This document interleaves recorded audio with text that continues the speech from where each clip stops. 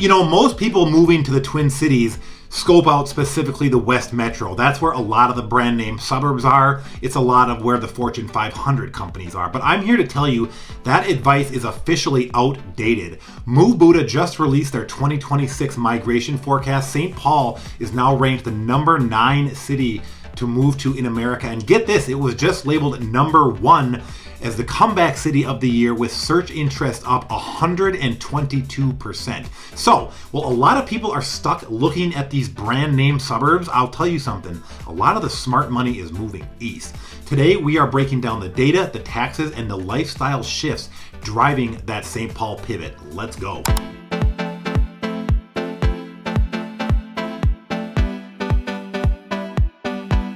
Well, look, if you've seen any of my videos and you watch my stuff, you know I am a West Metro guy. My business partner, who I reference often, the elusive Trevor, he is our East Metro wizard.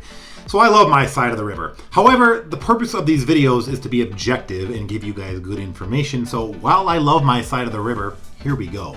So interest rates are holding at about 6.1%, right around 6, whatever it may be when you're watching this video. And here's what we have been noticing. Both relocators, you guys coming from California, Texas, Florida, you out of state here that are sick and want to move back here where there's snow, along with a lot of the locals, you guys are picking to choose and move on from a lot of these brand name suburbs like Edina, like Wayzata, Minnetonka, Eden Prairie, things that are more well known on the national stage, and you guys are looking for actual long-term value and stability. So that is why this Move Buddha report is so significant.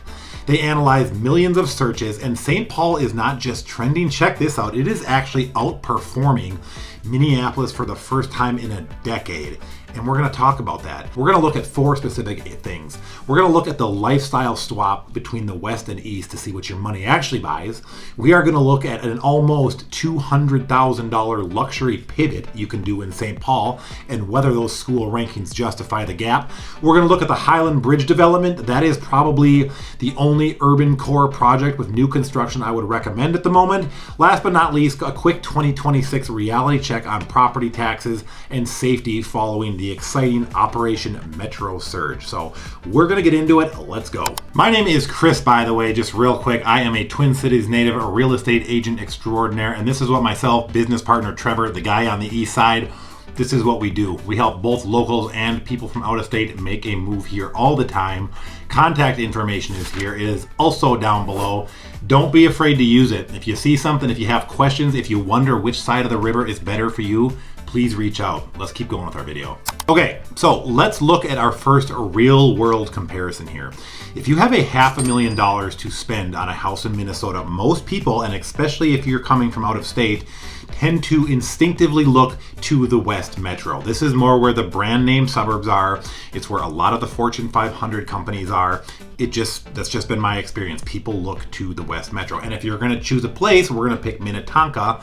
That $500,000 price point gets you pretty much what you would expect. Now, coming to Minnetonka, 500 grand, that is about the median price point. And at 500 grand in Minnetonka, you're gonna get something probably built in the 60s, 70s, possibly 80s. It's likely to be very livable, possibly completely turnkey. It's not gonna be super updated, most likely at 500,000 in Minnetonka, but you're essentially getting the suburban dream. You're getting a big yard, you're getting mature trees, you're getting a lot of space, you're getting cul-de-sacs, privacy. The only sound is going to be your neighbor's lawnmower. It's really peaceful. I can tell you this because I've lived here a lot of my life.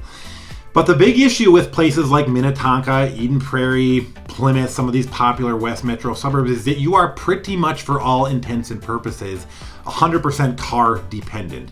In Minnetonka, if you're out of milk or you just want a decent cup of coffee, unless you live in a really specific pocket of Minnetonka, you are looking probably at a 10 to 15 minute drive to that grocery store, to that strip mall. Your life happens in a car. So now let's look at the St. Paul swap here in this case. If we move just over to the other side of the river, we're gonna pick the Mac Groveland neighborhood because that is a really nice residential neighborhood over in St. Paul. First thing to know is right off the top, median home value is 468 grand. So you're saving something like $32,000 right off the top. Pretty nice. But you aren't just saving money, you are buying, like we talked about, a completely different lifestyle. In Matt Groveland, what you're going to trade off versus Minnetonka, you're going to trade off that big private backyard. Homes are going to be closer together. You're going to have a front porch and a sidewalk. A lot of Minnetonka, you're not going to find sidewalks, by the way. Instead of that home built in the 50s, 60s, 70s, you're probably going to find something from the 1920s, 30s, like a Tudor or Craftsman, a bungalow with original hardwood floors, and probably character that is going to be pretty hard to match, frankly, in a suburb like Minnetonka. So what's better is up to you. The biggest difference, though, is going to be, like I said, the walkability. Matt Groveland, you can walk out your front door. There is going to be actual destinations like bookstores, coffee shops. You've got the Groveland Tap. You've got Estelle, which is one of the most banging restaurants in the entire Twin Cities right now. You don't have anything like that. There are no top 10 restaurants in Minnetonka at all. You've got some things like that in Matt Groveland. So that difference is going to be the walkability. You're just going to have more interaction with your neighbors, things like that. So as a West Metro guy, I definitely love my space, but for a lot of clients relocating from places like Chicago, places like Seattle, places like New York, that suburban sprawl that we have in the West Metro can make it feel like you're out in the boonies if you're coming from a city like Chicago, New York, Seattle, something like that. What we're finding is a lot of these folks tend to like that historic soul that the East St. Paul has to offer. So the question is, there's no right or wrong answer. Do you want a fenced-in quiet yard, or do you want a front porch and more walkable community? Because for the same $500,000 budget roughly, you can have either, but the daily experiences could be and will be significantly different. Now, if you want to see how this value gap scales up when we talk more about luxury homes, luxury suburbs, we need to talk about the $175,000 luxury pivot. Well, in this next section, we're going to cleverly name it the Highland Bridge section. We are going to get into perhaps the biggest hurdle for relocators, or frankly, just anybody wanting new construction. Talked about it already. In the West Metro, new construction, it doesn't really exist, at least not in vast swath. If you want new construction in the West Metro, in Minnetonka, in Edina, places like that, what you're probably doing is, number one, you might be able to find a vacant lot. Might, not very likely, but what you're more likely gonna do is buy an older home. I have seen people spend up to $900,000 in Edina to get a home and then bulldoze it, scrape it, so they could start over. That's really what you're doing if you want new construction in the West Metro, is you're probably scraping and building, or you're gonna go 30, 40, 50 minutes out, places like Otsego, places like Corcoran, get on the edge of those cornfields where there is significant new construction. But now you're way the hell out of the urban core. Like I said, you're 30 to 40 minutes out. Now, this is why the Highland Bridge in St. Paul has become such an attractive piece of eye candy and an attractive place for so many, because it is a 122-acre master plan community that offers something the West Metro suburbs currently just can't. And that is new construction, and new construction at a couple different price points. So for my lock and leave folks, my people who do not want to shovel their driveways, don't want to mow that Minnetonka lawn, Pulte has high-end row homes over there around $600,000 to $800,000. Luxury finishes for people who do not want to spend their weekends doing things like mowing the lawn. But it doesn't stop there. Highland Bridge also has a bunch of dedicated custom single family lots right along the Mississippi River. So that's going to be some really cool real estate. And we are talking about some elite builders like Kramer and Sons. I actually met John. I used to go to the same gym with him. These guys build some of the nicest houses in the area, stuff on Lake Minnetonka. We're talking homes that go into the tens of millions. You can find some of those over there. So in the Highland Park, in that 122 little acre right in the urban core, that is basically a new city within a city. Well, the next thing we're going to talk a little bit about here is more that executive or luxury lifestyle. And if you spend any time doing homework on the Twin Cities, and those of you guys that live here, you know this, the big heavy hitter in the West Metro is Edina. Probably a little bit less so places like Wayzata, maybe Excelsior. But Edina is the big one on the national stage. It is the brand name powerhouse of the Twin Cities. But here's the rub. As of February of 2026, median home value in Edina is $675,000. That's a little steep if you ask me. So here's the rub. Here's the pivot. If you hop just across the river to Highland Park in St. Paul, you are getting a very remarkably similar vibe. You're getting those manicured lawns, very well cared for streets and amenities. You're getting local high-end amenities. But for an average of $500,000 as opposed to $675,000. That's a $175,000 price gap for you, my math wizard friends. So let's talk about what that means to you from a financial reality standpoint, because it's pretty significant. With today's mortgage rates right about 6%, that $175,000 difference represents something like $1,100 a month in total principal and interest payments, okay? So by choosing Highland Park over Edina, you are essentially putting $13,000 a year back into your pocket. That is a college savings fund, that is a retirement contribution, that's a car lease, paid for simply by moving 15 to 20 minutes to the east from Edina to Highland Park. But is it really equal? The first thing that I thought about when I was doing this, making this video, because I am well aware, is the school district, right? Edina is a freaking powerhouse. On the national and local level, Edina is currently ranked number 4 in the state, according to niche.com. And like I said, it's got some national rankings as well. Highland Park Senior High, according to niche.com, comes in at number 13, but they also have a pretty cool little statistic that most of us miss. Niche.com actually puts Highland Park as the number 1 standout high school in Minnesota. This is specifically measuring how well a school prepares students for success in a diverse real-world environment. So they're obviously doing something right over there. So here's the question for you, and only you can answer this, and obviously there's no wrong answer. Just be honest, and I would love your thoughts in the comments, to be honest, because this is pretty interesting to me. Is that 9-spot jump going from Highland Park over to Edina, is that 9-spot jump worth $13,000 a year in your mortgage payment? And for some families, the answer is absolutely yes. And if that's you, awesome. No one's here to tell you that's wrong.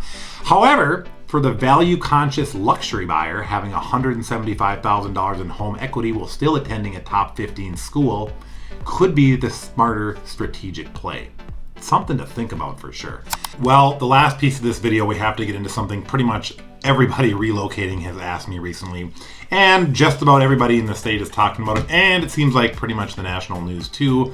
So let's just chat about these things, and that's going to be taxes and safety. It's pretty obvious if you've seen the news, you've seen a lot of Minnesota lately, and thankfully that is definitely seems like on the end. So let's chat about it. If you are coming from a low tax state right out of the gate, I'm not going to pretend otherwise. Minnesota's numbers are probably going to be higher than what you're used to. February of 2026 specifically has brought some specific shifts that you need to know about before you pick that side of the river. So let's look at some numbers according to both the City of St. Paul and City of Minneapolis Department of Revenue and city budgets. For 2026, Minneapolis just finalized a city tax levy of 7.8%, and this is really due to the unrest Minneapolis has had. I talk about this in some of my other videos. Downtown commercial values have dropped significantly, specifically in office buildings, falling 22% over just the last 2 years. The result of that is a shifting tax burden from those commercial properties onto homeowners. Yay! So let's look at St. Paul. How are we doing over here? Versus 7.8, St. Paul's going at 5.3. So it gets a little bit better when you look at the big picture. Yet when you combine that lower tax hike with the fact that St. Paul homes are generally priced lower to begin with, well, the total cost of ownership, I hate to say it, but the total cost of ownership, over the next 5 years or so, it looks significantly better in the East Metro. It just is what it is. So if you want a more predictable, stable tax environment, well, the West Metro, we're kind of recalibrating a bit over here. The data right now points to St. Paul. It is what it is. How about safety? How are we doing here? This, I think, was where we got more of the black eye on the national stage. Massive headline. Obviously, we had Operation Metro Surge. The federal government was here. That officially concluded, thankfully, on February 12th. So that's at least done for the moment. The real story, we saw the chaos that caused, and that is ending. The real story is more kind of what St. Paul has been doing with their police force. And I'll tell you, ever since the George Floyd event, MPD, Minneapolis Police Force, don't quote me on this statistic, but they're operating pretty close to 50% about with the number of officers they should actually have. These guys are working hard. I know a few of them. It's a challenging situation. The story in St. Paul is a lot different than what we've seen happening in Minneapolis. St. Paul has been following something called the Denver model for crime prevention. So instead of just reacting to calls, they are focusing on a singular metric, and that is solve rate. So check this out. In 2021, St. Paul solved only about 37% of non-fatal shooting, okay? Today, that number is now up over 70%. So that focus has led to a staggering 70% drop in homicides over the last year in St. Paul. What they're doing is prioritizing accountability and clearing cases. And by doing so, they built a level of community stability that is really making St. Paul the national comeback city that the Move Buddha report was talking about. So St. Paul has been doing very well, and you got to admit, St. Paul's beaten Minneapolis in a few areas here at the moment. So something to think about here, all these factors, as you are considering what side of the river you want to end up on. That is kind of the breakdown, and boy, that was fun for a West Side guy to sit here and talk about how the East Side might be the smarter choice at the moment. But it is what it is, and that is really the goal of this channel for any of you guys watching, to not give you spin, just give you objective information with this color commentary and faith made for radio, so you guys can make decisions best for you. That is the plan. That is how I roll. So, what side of the river is really personal preference at the end of the day. Yes, there's some serious considerations as we talked about in this video. Minneapolis is the high energy hub. It's where the action is at. St. Paul is the sophisticated kind of comeback city with incredible history. Both are really cool spots. Look, if you want that brand name prestige, those big suburban lots in the West Metro, I get it. That's where I'm at. If you want that city that is number 9 on most moved to for 2026, stability of a lower tax hike, possibly some brand new construction in the urban core that does not require a tear down or a 40-minute drive to a cornfield, yeah, it definitely could be time to pay attention to St. Paul. The data doesn't lie, as much as this West Side guy doesn't want to admit it. Data doesn't lie. The East Metro seems to be the strategic move right now for 2026. So if we can help you with this, if you want to talk about what side of the river is better for you, if you want to talk about rivers, if you have questions, comments, or sarcasm, my contact info is all right here. It is also down below. Happy to get you in touch with our our East Side River, my elusive business partner, Mr. Trevor.